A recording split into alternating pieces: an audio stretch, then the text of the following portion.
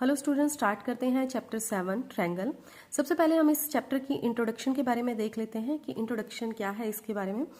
Firstly क्या है, triangles क्या होती हैं। ट्रायंगल्स क्या है, closed figure formed by 3 intersecting lines. क्या बोल रहे हैं कि closed figure formed by 3 intersecting lines से जो एक क्लोज्ड फिगर बन रही है, जैसे ये बनी हुई है, ये क्या है, सारी लाइन आपस में बंद हो रही है, क्लोज्ड हो रही है, ठीक है। तो ये 3 लाइन से मिलकर एक क्लोज्ड फिगर बनी है जिसको हम बोल देते हैं ट्रायंगल।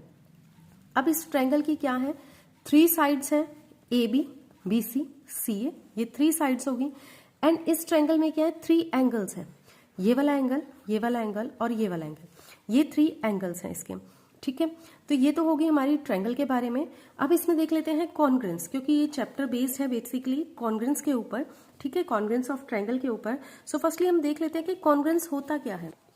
कॉन्ग्रेंस क्या है, 2 फिगर्स आर कॉन्ग्रेंट। 2 फिगर्स को हम कॉन्ग्रेंट कब कहेंगे, if they are of the same shape and of same size. क्या बोला है कि अगर उनकी शेप भी सेम होगी और उनका साइज भी सेम होगा, तब हम उन दो फिगर्स को हम कॉन्ग्रेंट बोलेंगे। जैसे एग्जाम्पल हमने ले रखी है, एग्जाम्पल क्या है, 2 सर्कल्स ऑफ सेम रेडियाई। अगर हमने 2 सर्कल सेम रेडियाई, मतलब मान लो कि 2 सर्कल हमने ड्रॉ किए 4 सेंटीमीटर रेडियस के लिए, मान लो ये सर्कल ड्रॉ किया, इसका भी रेडियस 4 सेंटीमीटर है। इसी तरह हमने ये सर्कल ड्रॉ किया, इसका भी जो रेडियस है वो क्या है, 4 सेंटीमीटर है। तो ये दोनों सर्कल क्या होंगे, आपस में कॉन्ग्रेंट होंगे, बिकॉज दोनों का रेडियस क्या है, 4 सेंटीमीटर का है। ऐसे क्या, 2 square of same sides are congruent. क्या होगी, 2 स्क्वायर ऑफ सेम साइज की, सेम साइज की अगर हम 2 स्क्वायर बना लेते हैं इस तरीके से, अगर सेम साइज की स्क्वायर्स होंगी तो वो भी क्या होंगी, आपस में कॉन्ग्रेंट होंगी। और भी एग्जाम्पल ले लेते हैं, अगर हम 2 बैंगल्स ले लेते हैं, ये एक बैंगल है, ठीक है, इसके ऊपर अगर मैं दूसरी बैंगल को रखती हूँ, ये ऐसे, इसने दूसरी बैंगल को पूरी तरह कवर कर लिया, तो क्या है, ये 2 बैंगल्स आपस में कॉन्ग्रेंट है। ये भी एग्जाम्पल है एक कॉन्ग्रेंस की। एक और हम ले लेते हैं स्क्वायर्स की, अगर हम बात करें, जैसे हमने अभी स्क्वायर की बात की है, ये हमारे पास एक स्क्वायर है, ठीक है। अगर मैं इसके ऊपर दूसरी स्क्वायर को रखूं और ये दोनों के दोनों एक दूसरे को पूरी तरह कवर कर रहे हैं, तो ये भी क्या होंगी, 2 कॉन्ग्रेंट फिगर की एग्जाम्पल है, ठीक है। अगर ये पूरी तरह दोनों, ये देखो दोनों ने एक दूसरे को कवर कर लिया है, तो दैट मीन्स ये क्या होगी, दोनों की दोनों कॉन्ग्रेंट फिगर है।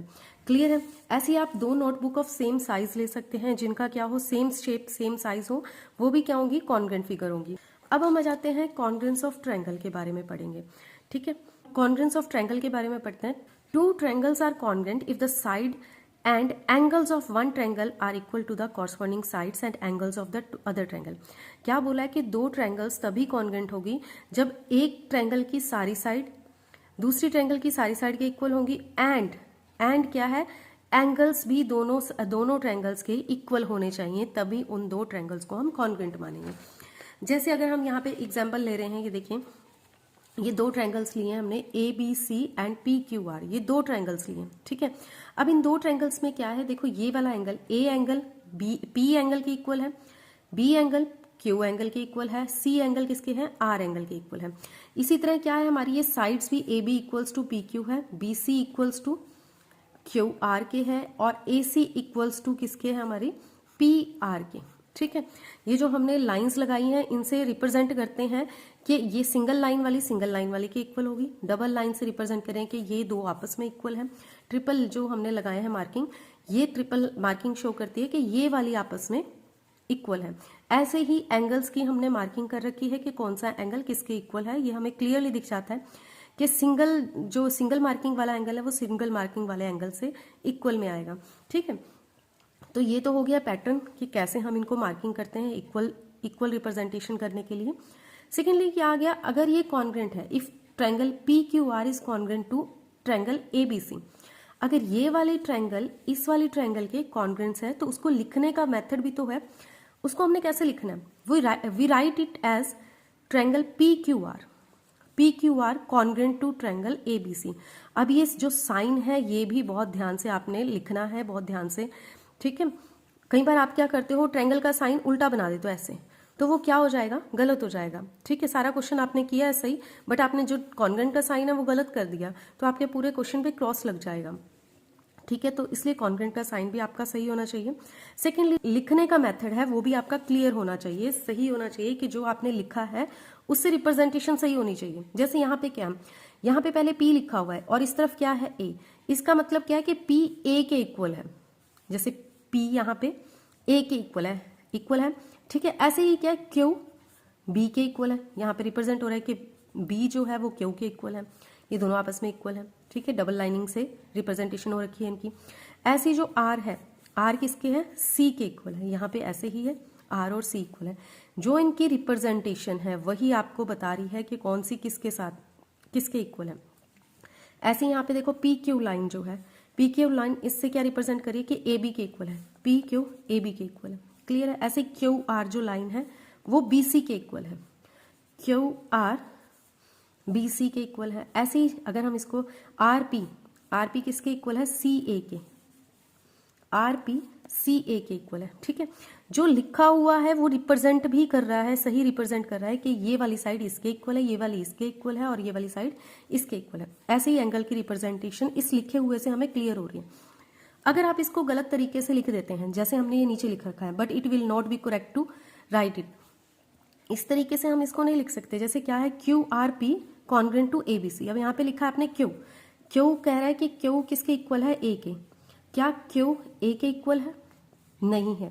ऐसे ही R B के इक्वल है, R और B आपस में इक्वल है, नहीं है, ठीक है। ऐसे ही क्या, P C के इक्वल है, जो P हमने ड्रॉ किया है वो C के इक्वल है, नहीं है, क्योंकि ये सिंगल रिप्रेजेंटेशन है, ये क्या ट्रिपल रिप्रेजेंटेशन वाला, ट्रिपल के साथ ही इक्वल में होगा। तो जो आपने इस तरीके से लिखा है तो ये क्या हो जाएगा, गलत हो जाएगा। इसको हम ऐसे नहीं लिख सकते। हाँ, कॉन्ग्रेंस से वो पता लगना चाहिए कि जो आपने लिखा है उससे वही एंगल इक्वल हो रहे हैं, ठीक है। ये होता है लिखने का मेथड। आगे आ जाता है CPCT। CPCT क्या है, corresponding part of congruent triangle. अब ये कब अप्लाई होता है, ये तब अप्लाई होता है जब आप क्या कर देते हैं कि दो ट्रायंगल्स को आपने कॉन्ग्रेंट कर दिया रूल लगाकर। रूल भी आगे हम पढ़ेंगे। CPCT हम कब अप्लाई करते हैं कि जब हमने कॉन्ग्रेंट कर दिए ट्रायंगल्स और उसके बाकी के पार्ट्स हमने इक्वल करने हैं, ठीक है। दो ट्रायंगल्स कॉन्ग्रेंट हो चुकी हैं, उसके बाकी के पार्ट्स इक्वल करने हैं, तो हम क्या लगाते हैं कि CPCT से बाकी के पार्ट भी इक्वल हो गए, क्योंकि जब दो ट्रायंगल्स आपस में इक्वल हो जाती हैं तो उसके जो बाकी के पार्ट्स होते हैं वो भी आपस में इक्वल हो जाते हैं, ठीक है। अब आ जाते हैं हम रूल्स के बारे में पढ़ते हैं। सम क्राइटेरियाज हैं based on congruence of triangles पे, ठीक है। सो फर्स्ट पहला क्राइटेरिया क्या है, SAS congruence rule. SAS congruence rule क्या रिप्रेजेंट करता है, side angle side. Side angle side का क्या मतलब है, two triangles are congruent if two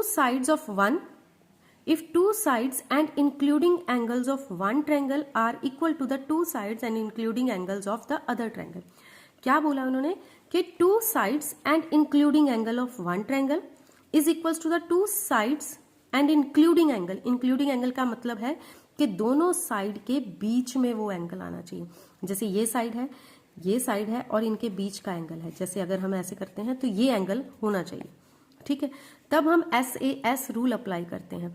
अगर हमने ऐसे ले लिया कि ये वाली टू साइड्स ले ली और ये वाला एंगल ले लिया और हमने लिख दिया कि SAS रूल है, तो वो गलत हो जाएगा, क्योंकि टू साइड्स तो हैं बट इंक्लूडिंग एंगल नहीं है। तो इस चीज का भी ध्यान रखना है, SAS रूल लगाते टाइम आपका क्या है, दो साइड और बीच में एंगल आना चाहिए, तभी आपका ये SAS रूल फॉलो होगा, ठीक है। जैसे यहाँ पे 3 सेंटीमीटर 4 सेंटीमीटर ये वाली दो साइड्स इन दो साइड्स के इक्वल है और ये वाला इंक्लूडिंग एंगल इस एंगल के इक्वल है, that means two sides and including angle बन रहा है। सो यहाँ पे SAS रूल हम अप्लाई करते हैं। नेक्स्ट रूल क्या है, ASA rule. ASA congruence rule क्या है, एंगल साइड एंगल, ठीक है। Two triangles are congruent if two angles and included side. ASA angle side angle, इससे आपको साफ पता लग रहा है कि two angles and included side, ठीक है। यही उसमें बोला है, two triangles are congruent if two angles and included side of one triangle are equals to the two angles and included side of other triangle. जैसे यहाँ पे two angles and included side of one triangle is equals to the two angles and included side of other triangle, ठीक है। यहाँ पे देखो 60 के equal है, 40 के इक्वल है, ये 4 सेंटीमीटर लाइंस आपस में इक्वल हैं। तो यहाँ पे क्या क्राइटेरिया फॉलो होता है, यहाँ पे कौन सा रूल अप्लाई करेंगे हम, ASA, टू ये वाला एंगल साइड फिर ये वाला एंगल, ठीक है, ASA। तो इस तरीके से रूल अप्लाई होगा। अब हमारे पास थर्ड रूल आ जाता है AAS। AAS रूल क्या है, एंगल साइड, मतलब कोई भी दो एंगल और एक साइड होनी चाहिए। यहाँ पे कुछ भी वो मेंशन नहीं है कि एंगल एंगल साइड लेना है, कोई भी दो एंगल और एक साइड हो सकती है। Two triangles are congruent if any two pair of angles and one pair of corresponding side are equal. क्या बोला कि two pairs of angle equal होने चाहिए और एक पेयर ऑफ साइड इक्वल होना चाहिए, तब दो ट्रायंगल्स कॉन्ग्रुएंट होगी। अब जैसे ये हो गया, ये एंगल इस एंगल के इक्वल है, ये वाला एंगल इस एंगल के इक्वल है और ये वाली साइड इस साइड के इक्वल है। यहाँ पे कोई भी मेंशन नहीं है कि यहाँ पे इंक्लूडेड साइड होनी चाहिए, नो। यहाँ पे क्या है, आपके पास टू एंगल्स होने चाहिए और एक साइड होनी चाहिए, तो आप ये रूल अप्लाई कर सकते हैं। यहाँ पे कौन सा रूल लगेगा, AAS रूल अप्लाई करेंगे हम। नाउ नेक्स्ट रूल आ जाता है SS कॉन्ग्रुएंस रूल। ठीक है, SSS क्या है, side side side, side side side. If three sides of one triangle are congruent to the three sides of other triangle, three sides of one triangle are equals to the three sides of the other triangle, then SSS criteria will be used. SSS कब लगता है, जब तीनों side आपस में equal होती हैं, एक ट्रायंगल की दूसरी ट्रायंगल के इक्वल हो, तब ये SSS रूल हम अप्लाई करते हैं। फिफ्थ रूल पे आ जाते हैं हम, RHS रूल। ठीक है, RHS रूल क्या है, right angle hypotenuse and side, right angle hypotenuse and side congruence. In two right triangle, the hypotenuse and one side of one triangle are equals to the hypotenuse and one side of the other triangle. Then the two triangles are congruent. Right triangle क्या है, जब 90 degree का angle बनता है तब उसको हम right angle triangles बोल देते हैं। ठीक है, इन दो ट्रायंगल्स में क्या है, क्या होता है कि right triangles, the hypotenuse and one side of one triangle, hypotenuse and one side of one triangle is equals to the hypotenuse and one side of other triangles, then RHS criteria will be used. तब हम RHS criteria apply करते हैं। ठीक है, जब क्या होता है, 90 डिग्री की एक हमने राइट एंगल ट्रायंगल ली है जिसमें 90 डिग्री का एंगल बन रहा है और उसमें हाइपोटेन्यूज इक्वल है और एक साइड इक्वल है, तब हम RHS रूल अप्लाई करते हैं। सो ये थी इंट्रोडक्शन ऑफ ट्रायंगल चैप्टर। ठीक है, इससे रिलेटेड आपको कोई डाउट है या कुछ और आपने पूछना है तो आप कमेंट करके पूछ सकते हैं।